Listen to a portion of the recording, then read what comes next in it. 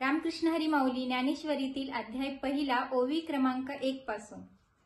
वेदांनी ज्याचे वर्णन केले आहे अशा मूळ स्वरूप ओंकारा तुला नमस्कार असो। आपल्या रूपाचा अनुभव आपणच आणून देणाऱ्या आत्मरूपा तुझा जय जयकार असो।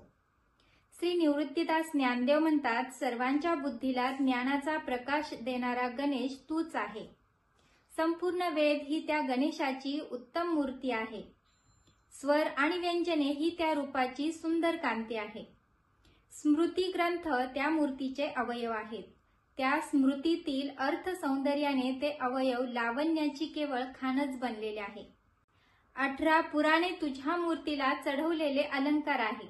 त्यांच्या रचना पद्धती ही कोंदणे असून त्यामध्ये सुंदर सिद्धांत वाक्ये हे हिरे जडवलेले आहेत। उत्तम पदरचना हेच रंगवलेले वस्त्र होय। त्या शब्दरचनेतील अलंकार हे त्या वस्त्राचे चकचकीत तलम तंतू आहे। काव्य आणि नाटके त्यांची कौतुकाने योजना करू म्हटले तर करगोट्याच्या घागऱ्यांच्या ठिकाणी होते। त्यातील अर्थ हा त्या घागऱ्यांचा मंजूळ ध्वनी होतो। मार्मिक दृष्टीने पाहिले म्हणजे त्यातील श्लेषांच्या पर्यायांची उत्तम स्थळे हीच त्या घागऱ्यांमधील रत्ने शोभतात। व्यासादिकांची बुद्धी ही त्यावरील मेखलेच्या ठिकाणी शोभते। त्या बुद्धीचा सरळपणा मेखलेच्या पदराच्या शेंड्याप्रमाणे झळकतो। असे पहा की 6 शास्त्रे हे त्या गणपतीचे 6 हात होत, म्हणून त्यातील भिन्नाभिन्न अभिप्राय ही त्या त्या हातातील निरनिराळी शस्त्रे आहे। तेव्हा तर्कशास्त्र हा फरशू, न्यायशास्त्र हा अंकुशू आणि वेदांतशास्त्र हे गोड आणि रसाळ मोदकाच्या ठिकाणी शोभते। वार्तिककारांच्या व्याख्यानाने स्वभावताच खंडित झालेले बौद्ध मत हे एका हातात असणाऱ्या मोडक्या दातांच्या ठिकाणी शोभते।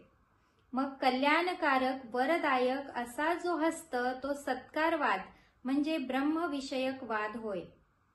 धर्म आणि प्रतिष्ठा यांची ज्यापासून स्थापना होते तो अभयहस्त होय। ज्या ठिकाणी महासुखाचा परमानंद आहे तो अतिनिर्मळ विचार हाच सरळ सोंडेचा सोट होय। तसाच उत्तम संवाद ही सरळ आणि शुभ्र दातांचे ठिकाणी असून ज्ञानदृष्टी म्हणजे त्या विघ्नराजाचे सूक्ष्म नेत्र होत। पूर्व आणि उत्तम मीमांसा मला कानांच्या ठिकाणी भासल्या। बोधामृत हा गंडस्थलातून निघणारा मध व त्याचे सेवन करणारे मुनी हेच भ्रमर होत।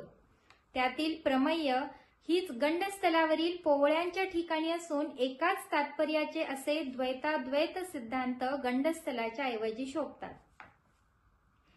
त्या गंडस्थलावरील टवटवीत आणि सुगंधी फुले म्हणजे ज्ञानमकरंदाने परिपूर्ण असलेली दशोपनिषदे होत। ओंकारातील अकार हा दोन्ही चरणांचे ठिकाणी, उकार हा विशाल उदराचे ठिकाणी आणि मकार हा सर्व अवयवात श्रेष्ठ अशा मस्तकाच्या ठिकाणी आहे। ओंकार उकार मकार हे ज्यावेळेस एकत्र आले त्यावेळेस शब्द ब्रह्माचा समावेश होऊन ओंकार हे रूप बनले। त्या आदिबीजाला मी श्री गुरु निवृत्तीनाथांच्या कृपेने नमस्कार करतो।